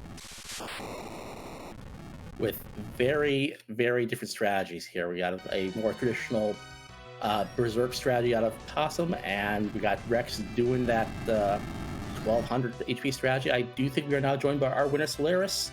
GG, Solaris. Thank you. Hello. So, what were your thoughts on this seed? My thoughts was that Water Hag hates Palom an incredible amount. Aside from that, which was wow, that was like losing a 1 in 3, I think 6 or 7 times in a row. But I'm kind of surprised I won after that, considering I must have lost at least 5 minutes to that Water Hag. But everything felt pretty, I guess, straightforward. As far as like how rude this flag set can be, this was pretty kind. Probably some fights a little tricky, but I don't know. I felt comfortable the whole way through. Well, that's good. Definitely, this flag set could throw up some really nasty surprises. I imagine you're probably pretty happy with the characters that were available in this seed. Yeah, super happy with them. I mean, I would have loved a white mage, but Tella does a really good white mage impression when you need him to, until the very end of the game, where, as you saw, even with levels, maybe if I put adamant armor on him, but I thought I'd let Young punch things. So, what were your thoughts after you finish up that Water Hag fight? Because you were among the last of the restream runners to finish it. I mean, I'm not surprised I was. My thought was, well, I better run over the rest of the seed if I want to win, basically. And then you proceeded to. I mean, yeah, the mindset was to just be really aggressive at that point and not divert too much. I did fade Zod initially because I didn't know if that would bear any fruit, and kind of the routing I chose ended up working for me. But yeah, my mindset was to just play really aggressive at that point. Now, have you played many of these this flag set in preparation for the season of the ladder, or is this one of your first times through it? I've played it a few times now. This is maybe my 3rd or 4th. It's definitely a wild experience. I have not yet, knock on wood, I have not yet run into the like 2-person, Ogo Pogo hook route. That's going to be something. But yeah, it's really high variance, like really, really high variance, which I know replicates kind of the first version of this flag set. It's fun. The T standard's really interesting too. So yeah, I so far, I get a feeling I'll be salty about a number of these seeds, but I've been okay with it.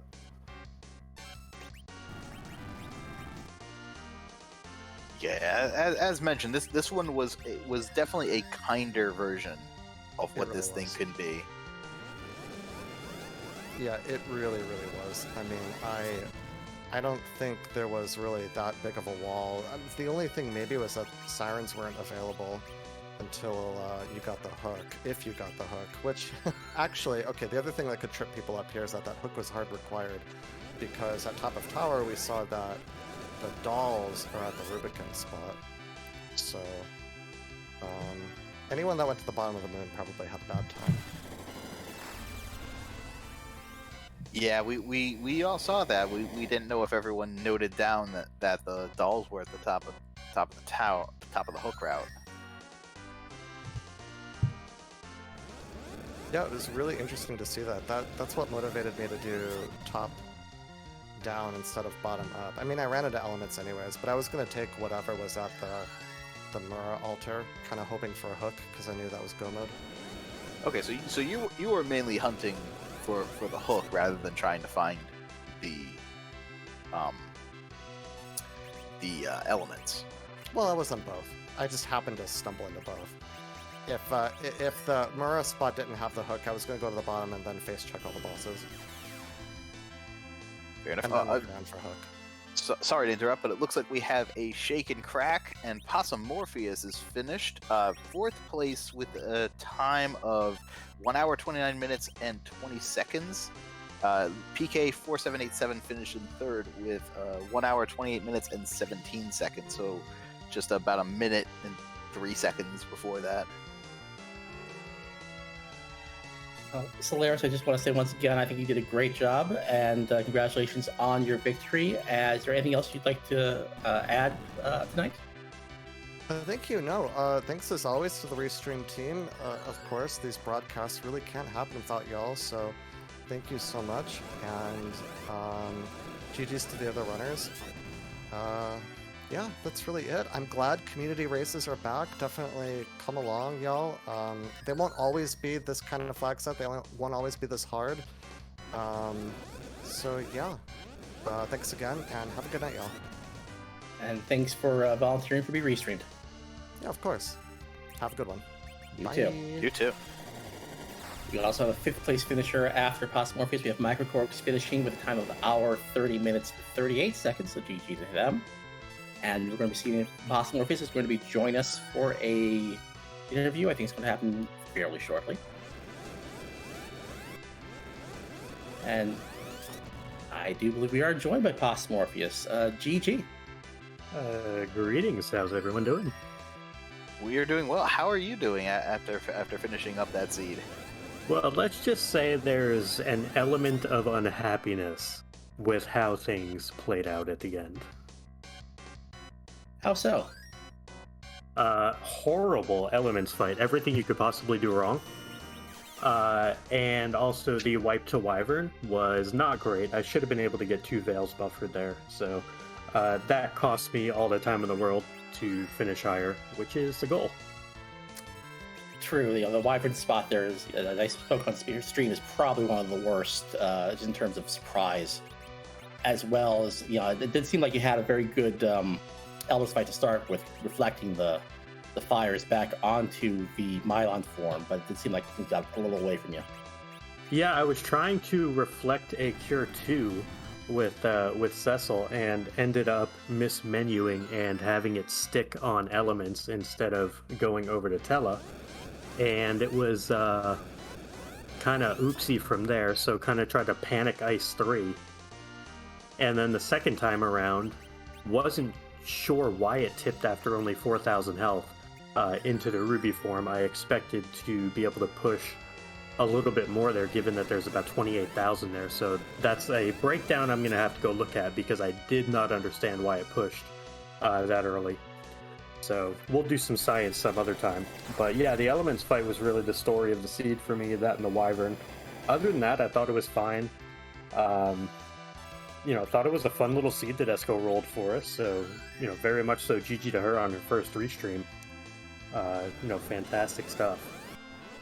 Yes, considering the makeup of the flag set, that could have been a much, much nastier ride for you guys.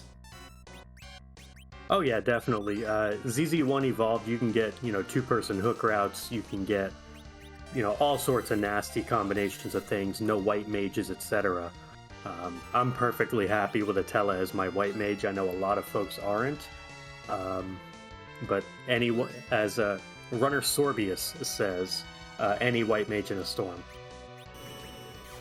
But yeah, I mean, Tella as well is considered to be maybe the third or fourth best white mage. I mean, I'd put him above Porum because of his ability to cast black magic to go with it. Their HP growth is roughly the same. Let's be honest. Shots and fired. Go from there. I got to get him in once a restream. Yeah, I was going to ask, any white mage in a storm, would that include Porum? I mean, it definitely does. She just didn't show up.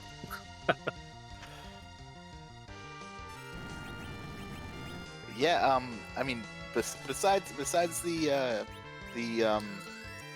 little bit of a struggle with elements, you were just grinding this thing out, and just really like that is what you want to be one day, just like really that good. Well, I appreciate that. It's a really fun game.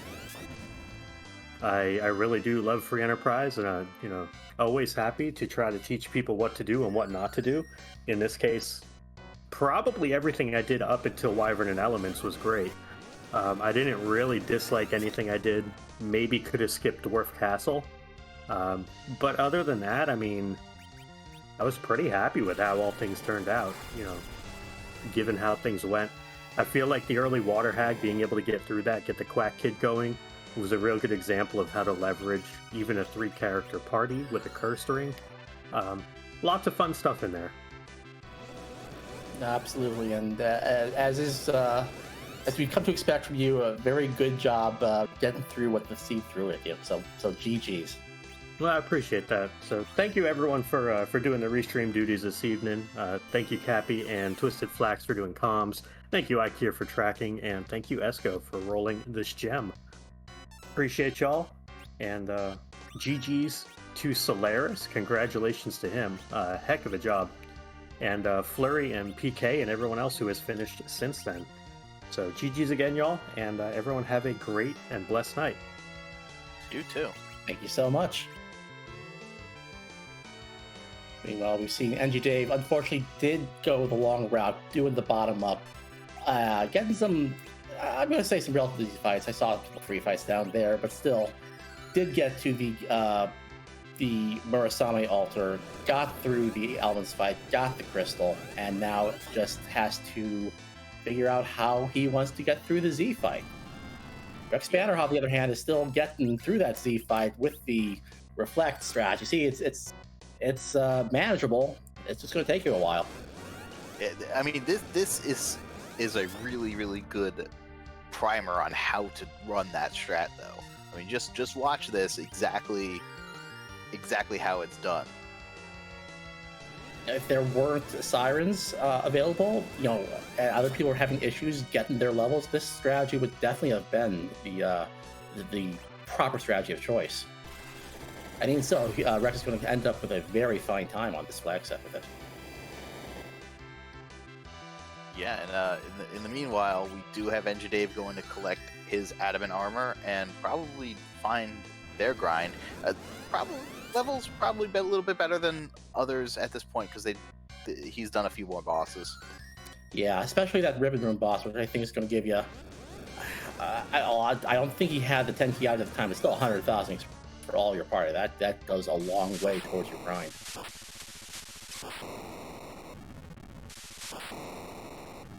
Oh, and there we go.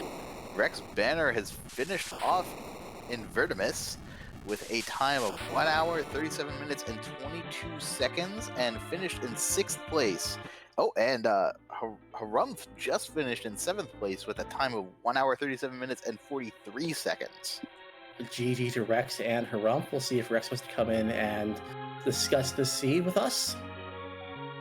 Well, Andrew Dave is going to go ahead and take a look at the shop, and as other racers have shown, be very happy with what they find down here, because it does basically answer all the rest of the questions that the seed has to ask.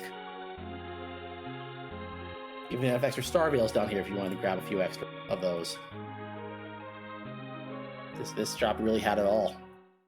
It usually does. I think in S standard it's always going to have two tier 5 items. And Yes, so okay. the number of times we've seen Sirens or Bacchus available there, just so often.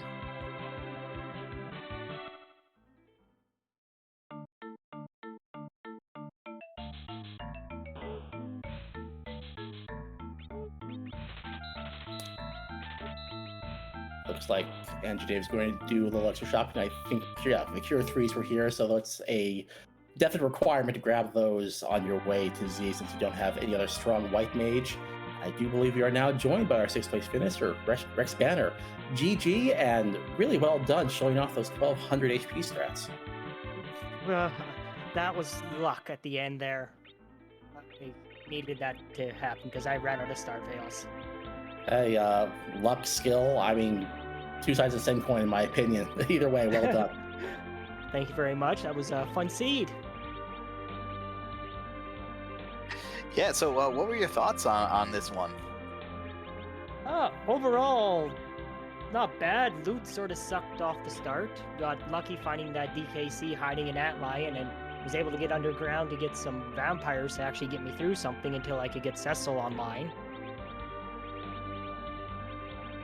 Yeah, and so what were your thoughts that led to you being like, okay, I'm just gonna go. I've got enough HP on people. I'm gonna go in there and just fight Z right now.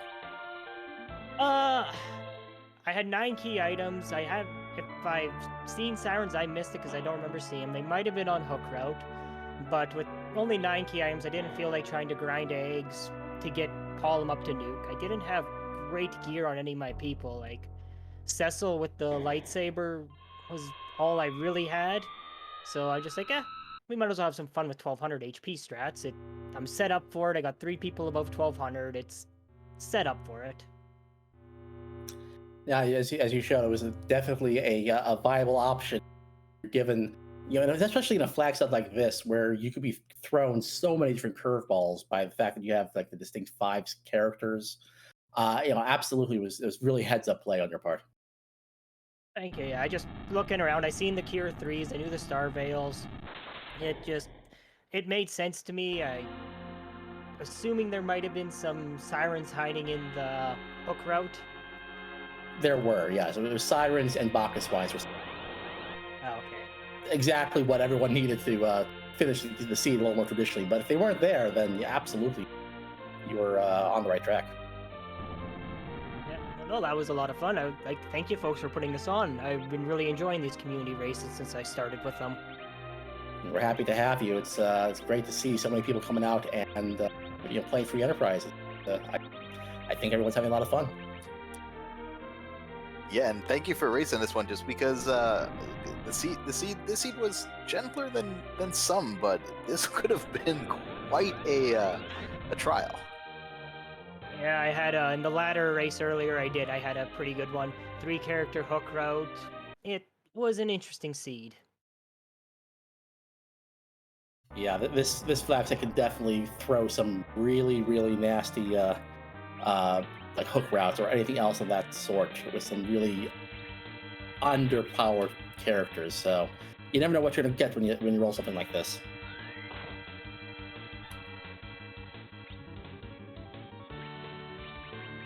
Yeah. Did you have any other thoughts or any other shout outs you want to make? Not really. GG to all the other racers. This was a lot of fun. I enjoyed this seed, and once again, thank you to you folks putting this on. For you folks on commentary, Esco on Restream. I enjoy these community races. I'm gonna definitely be doing more of them. Great to hear. Thanks for volunteering, and best of luck in the future. Thank you, folks. Have a good evening. That was Rex Banner, our 6th place finisher tonight. GG's to them. And we are now seeing MG Dave taking on his fight, having gone through the entirety of the moon, but getting to the right place at the end of it all. And now looks to be doing a pretty good job here on getting invertebrates taken care of.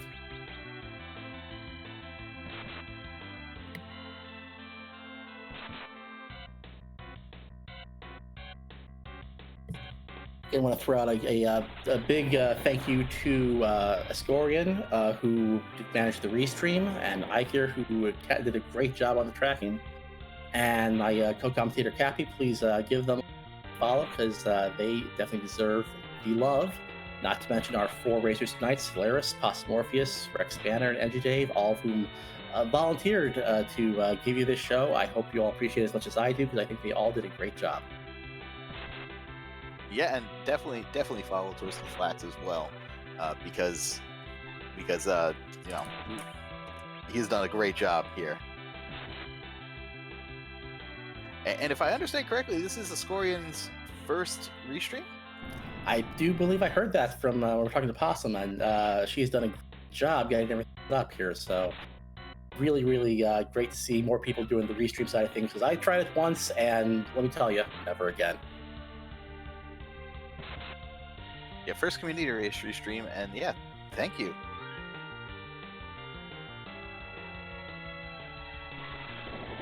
And on NG Dave's screen, we see we aren't going with the more hybrid strats with Palom. Didn't seem to want to spend the time to grind him back up to nuke levels. But that's fine. We've got a really strong Cecil. We've got a good Sid. We got a good Yang.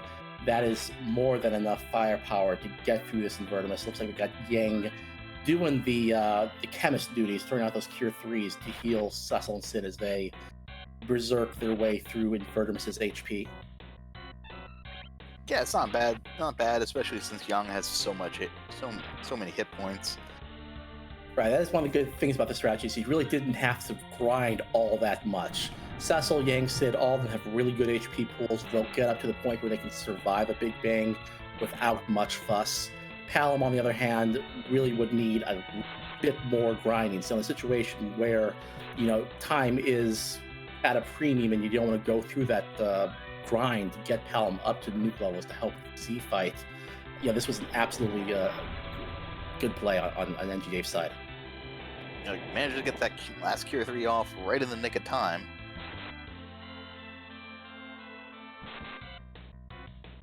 That one actually looked like it was nerfed too. I didn't even notice that one.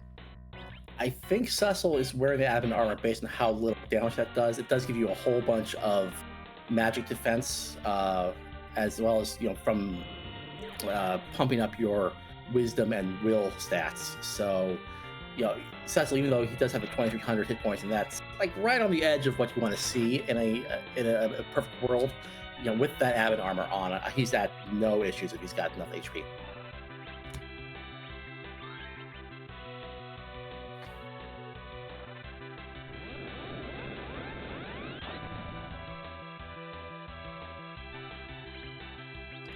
Cecil takes the nuke to the face and just shrugs it off. Right, with that direct nuke, that wasn't reflected a nerf. We do know we're on the second phase. During the first phase, he throws out viruses every so often instead of nukes, so we know we're at least halfway through Z's HP pool in this fight, which is a good sign. And we got re-berserked, so we're gonna go ahead and do some more damage. Take a look at so many Cure 3 potions. We're not going to run out anytime soon. I think we got about, I want to say 7 or 8 Bacchus wines left as well, which should be enough to get through the rest of the HP pool, since he will be throwing out those black holes, which will remove the nerfs, the berserk status. Excuse me. We will have to reapply it every so often, but we should have more than enough damage, especially as we now see the rocks come out. We know we're almost done. Yeah, rocks fall. Zeromus dies. We've got Dr. Cossack finishing in 8th place at a time of 1 hour, 47 minutes, and 11 seconds. And I have to imagine NG Dave, with those rocks falling, is going to be right on his heels.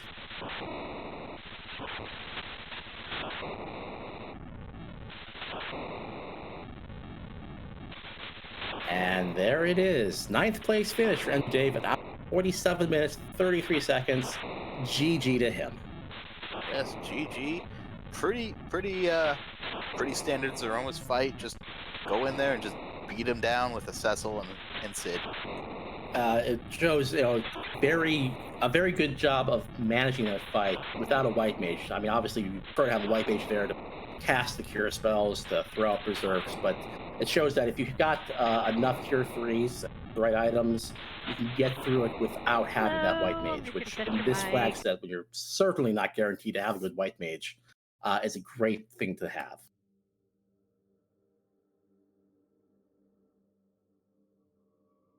And we're going to see if he's going to be joining us for a interview in just a minute. In the meantime, I do want to remind you that we are going to be kicking off second season of The Ladder. Actually, I think it kicked off earlier today, if I'm not mistaken. This flag Yeah. set is one of those that's in the mix. So if you haven't joined already and you're interested in joining, please do join our ladder and have some fun with all of us. It'll be great to see you guys. I do think we are now joined by NG Dave. So GG to you. How's everything going? Thank you. GG's to everyone. Things are doing well. Yeah, that was a pretty slick Zeromus fight there. You just mercilessly just showed him no respect, really. Hey, that was make do with what you got. I had no real white mates and a stack of Cure 3 potions. And a dream. Sometimes that's all you need. So what were your thoughts on this seed? First off, shout outs to Ascorian for that lovely hook behind the elements trick. Yeah, we noticed that as well. We were always looking for that hook to get that that Calbrina fight to get us to go mode. Turns out, no, it was behind the required elements fight as well. Also, I kind of regret taking that demist fight. Well, I certainly don't blame you for doing that. That's the siren song of the extra item from Rydia's mother. Really hard to resist. Plus, knowing the hook is go mode. Like, if I hadn't done top of tower first, I probably would just skip the fight. Yeah, it's a hard thing to do, especially when you know that there's two items there. All you need is a hook. Just go for it.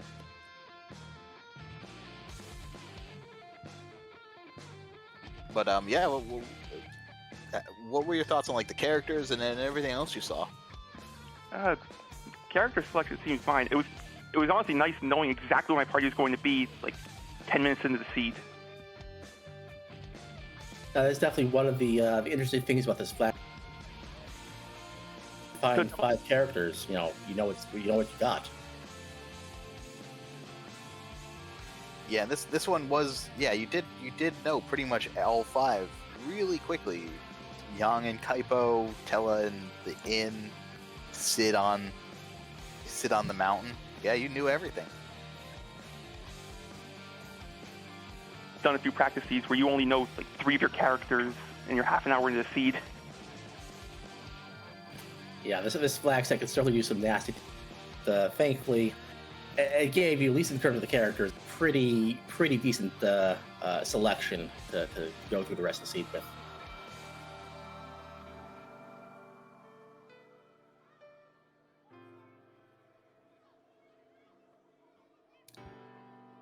Did you? I mean, it seemed like the rest of the seed went pretty well for you. Did you have any other thoughts about it? Nothing stood out as being overly rude or anything. I know there was a few slip-ups. I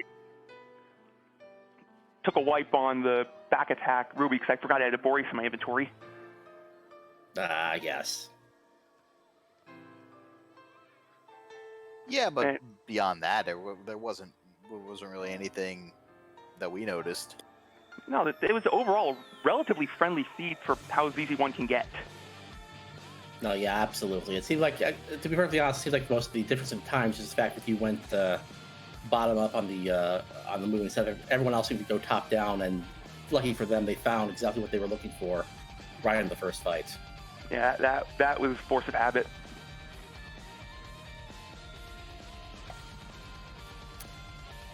I kind of figured that was a big time. A lot of people just went top down. I saw a bunch of Duns coming in about 10 minutes ahead. Yeah, but sometimes what you're looking for is definitely going to be at the bottom. So, I mean, who can say? Well, that's just rando gonna rando. That's exactly right. I mean, aside from that, I think you played really well, and congratulations on your finish, and best of luck in the future. Thank you. Yeah, and with that, I believe that's gonna be all for us for this evening. Yes, again, Cappy, it's wonderful as always to do some comms with. Yeah, pleasure as always.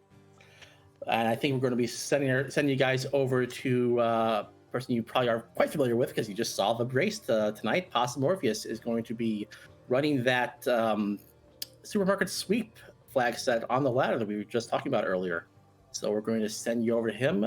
I would say no spoilers, but I think he knows how this ended. Best of luck to him, and I hope we'll all see you guys later for the next race, which is going to be the same flag set. It's going to be on the same channel. We're going to be doing it Friday at 10 o'clock Eastern, and hope to see you there.